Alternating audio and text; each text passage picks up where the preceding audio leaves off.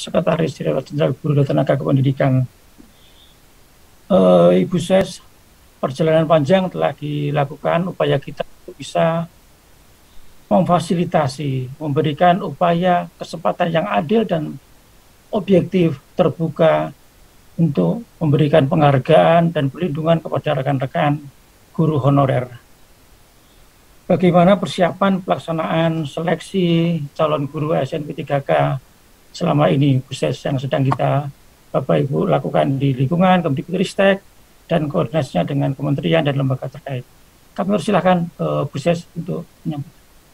Baik, terima kasih Pak Ramadi untuk pertanyaan yang diberikan kepada saya. Saya ucapkan selamat ya kepada Bapak Ibu peserta guru honorer, ini luar biasa ya, dari 5.000 yang tergabung dalam Zoom meeting webinar pada siang hari ini. Terkait dengan persiapan yang sudah kita lakukan sejauh ini, jadi kita sudah, kalau tadi Pak Ramadi sudah menyampaikan bahwa kita sudah melalui perjalanan panjang ya Pak Dir ya. Perjalanan panjang sudah dimulai sejak tahun lalu, itu persiapan sudah kita lakukan, koordinasi, sosialisasi dengan daerah sudah kita lakukan dengan berbagai kementerian. Kalau Pak Dirjen tadi menyampaikan bahwa kita, ini adalah prestasi terbesar kita tahun ini, kita bisa berkoordinasi dengan lintas kementerian dan dinas pendidikan, kabupaten, kota, provinsi, BKD, seluruh Indonesia, dan akhirnya kita sudah mendekati hajatan yang akan kita gelar pada minggu depan tanggal 13. Bapak Ibu semua yang saya hormati, bahwa saat ini kita sudah pada tataran siap untuk melaksanakan tes yang akan dilaksanakan di tanggal 13 nanti sampai tanggal 17 yang tadi Pak Dirjen sampaikan. Persiapan kita sudah sampai kepada menetapkan tempat uji kompetensi. Saat ini total 1.124 tempat uji kompetensi yang tersebar di 500 kabupaten kota sudah siap, dan kita kepada Bapak Ibu peserta seleksi calon guru SMP 3K, jangan khawatir, banyak pertanyaan terkait di mana saya akan ujian, apakah saya adalah bagian yang akan mengikuti ujian kompetensi tahap 1 hari ini tanggal 9, bertepatan dengan webinar pada hari ini. Nanti Bapak Ibu bisa mengecek akun SSCASN PKN-nya masing-masing dan melihat apakah Bapak Ibu ini bagian dari 629.496 calon pelamar seleksi guru SMP 3K yang akan mengikuti seleksi di tahap 1. Jadi Pak Dir, ada jumlah yang pelamar itu 925.632 dan yang berhak mengikuti seleksi ujian tahap 1 itu jumlahnya 629.496 untuk memperebutkan formasi yang sudah ada. Dan kami saat ini sudah berkoordinasi melalui Bapak Ibu Direktur, baik Direktur GTK PAUD, Ibu Santi, Pak Direktur Didas, Pak Rahmadi sendiri, dan Pak Direktur Dikmendisus, Pak Direktur Yaswardi beserta tim teknisnya sudah melakukan koordinasi dengan Dinas Pendidikan Provinsi, sudah menyalurkan biaya bantuan pemerintah untuk pelaksanaan ujiannya, dan beberapa kali Dinas Pendidikan Provinsi juga sudah melakukan koordinasi dengan Dinas Pendidikan Kabupaten Kota setempat dan BKD setempat. Artinya secara persiapan teknis kami sudah siap. Sudah siap ya, insya Allah ya Bu Ses ya. Baik Bu Ses. Jadi persiapan insya Allah sudah mendekati 95% kira-kira, 90% kira-kira begitu ya. Ya Pak Dir, dan untuk Bapak Ibu guru tadi saya belum selesai menjawab, kalau Bapak Ibu guru non-ASN yang akan mengikuti seleksi itu untuk mengetahui apakah dia ikut, itu nanti hari ini bisa mengecek akunnya. Di situ ada di mana tempat uji kompetensi, tempat dia akan melakukan ujian dan mencetak kartu pesertanya melalui akun tersebut tadi. Ya, baik. Bu Ses, rencana awal dari pemerintah akan menawarkan 1 juta, sekitar 1 juta begitu ya. Betul. Sementara yang terpenuhi dari usulan rekan-rekan dari pemerintah daerah baru sekitar 560 sekian. Ya. Ke depan kurang lebih di tahun ini harapannya ada tahap 1, tahap 2, dan tahap 3. Nah, ini mungkin dari Bu Ses bisa dijelaskan.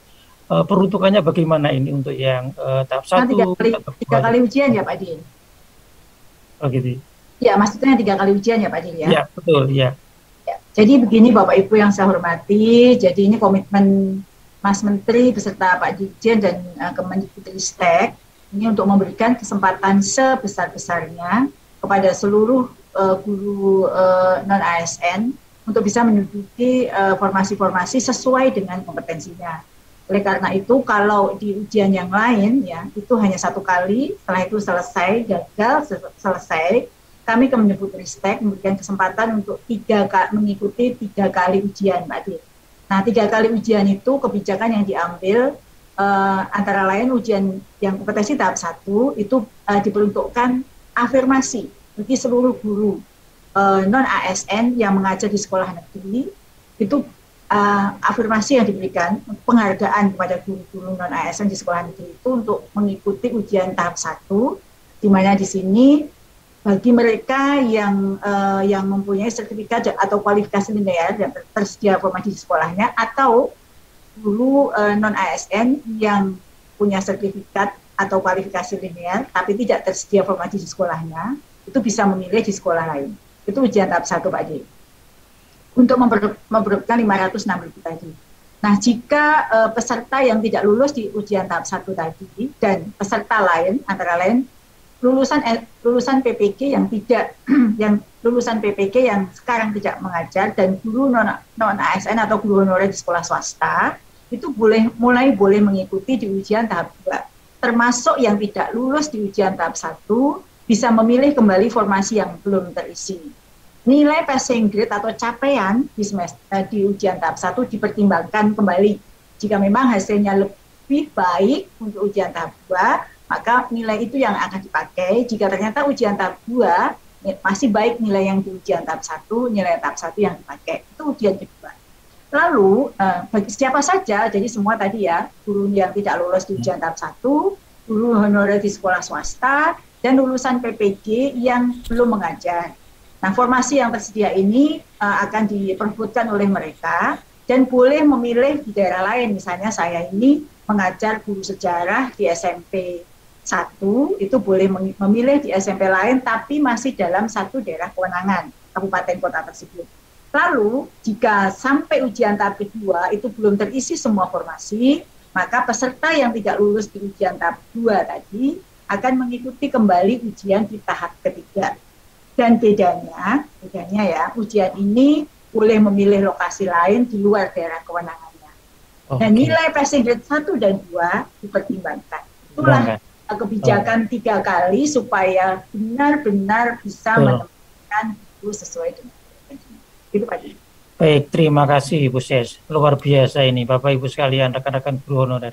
Inilah bentuk keberpihakan kami, afirmasi kepada rekan-rekan guru honorer. Tentunya dengan 3 kali itu tidak berarti kemudian santai-santai di awal begitu ya, nanti masih ada kesempatan. Justru mulai dari awal ini Bapak harus segera mempersiapkan seoptimal mungkin sehingga akan lebih cepat, akan lebih baik tentunya begitu. Baik, Bu Ses, terkait dengan persiapan untuk ini kita lagi masa pandemi begitu ya. Dari masa pandemi di beberapa wilayah bervariasi levelnya, ada yang level beberapa, ada yang level 4, ada yang level 3, bahkan juga ada yang sudah level 2 maupun level 1. Terkait dengan pelaksanaan seleksi ASN P3K insya Allah 2-3 hari ke depan, bagaimana dengan kebijakan terkait dengan prokes rekan-rekan calon peserta seleksi ini, Bu Ses? Jadi mungkin disampaikan juga oleh Pak Dirjen, baru saja ada koordinasi dengan kementerian dan lembaga terkait dari Kemdagri, dari BKN, dari Satgas Penanganan COVID, dan juga dari pemerintah daerah, Dinas Pendidikan. Kami persilakan Bu Ses, bagaimana kebijakan terkait dengan hal ini. Baik, terima kasih Pak Di. Jadi terkait dengan kebijakan dukungan kesehatan terkait dengan pelaksanaan ujian seleksi guru SMP 3K ini, itu sama mengikuti edaran atau himbauan Inmendagri yang sudah dikeluarkan oleh Kemendagri. Ya, Pak Dirjen GTK itu menginisiasi pertemuan yang tadi pagi diselenggarakan beserta kementerian terkait untuk menyampaikan himbauan atau SOP tentang pelaksanaan ujian tadi, Pak. Jadi kalau tadi pagi ya kita sudah mengumpulkan Pak Dirjen Adwil dari Kemendagri, Dirjen Kesmas dari Kemenkes, kemudian dari PKN, dan dari Pak Dirjen sendiri itu dan juga dari Satgas Penanganan COVID pusat, semuanya protokol kesehatannya sama, Pak Din.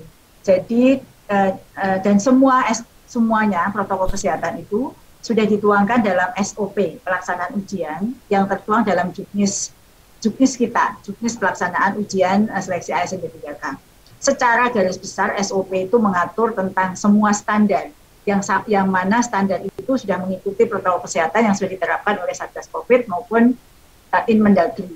Antara lain memang mewajibkan untuk melakukan tes antigen. Kalau di Kemendikbudristek itu menerapkan tesnya itu bukan pada saat ujian, tetapi H-1 ujian. Nanti akan dikomunikasikan kepada seluruh peserta melalui Dinas Pendidikan Kabupaten Kota setempat dan oleh panitia teknis kita. Setelah itu juga mewajibkan untuk Jawa Madura Bali itu untuk melakukan mereka sudah memenuhi vaksin tahap 1. Namun karena tadi ya dalam forum tadi pagi itu ini wajib untuk mengikuti karena program vaksin adalah program pemerintah, jadi nanti wajib diikuti oleh seluruh warga negara Indonesia. Maka kami menyadari bahwa di antara seluruh pendaftar itu masih ada sekitar 35% yang belum vaksin, itu nanti tetap akan difasilitasi vaksinnya pada saat di antara waktu-waktu ujian ini. Jadi itu terkait dengan protokol kesehatan, antara lain kewajiban untuk membuktikan bahwa yang bersangkutan itu tidak sedang positif dan juga sudah tervaksin. Selain itu protokol kesehatan yang lain juga terkait dengan prosedur operasional standar dalam pelaksanaan CAT UNBK, itu terkait dengan ruang seleksi, kemudian terkait dengan lokasi tempat uji kompetensi, itu kita sudah mengikuti instruksi Mendagri yang sudah diumumkan pada kesempatan pagi hari tadi. Demikian Pak Di. Baik,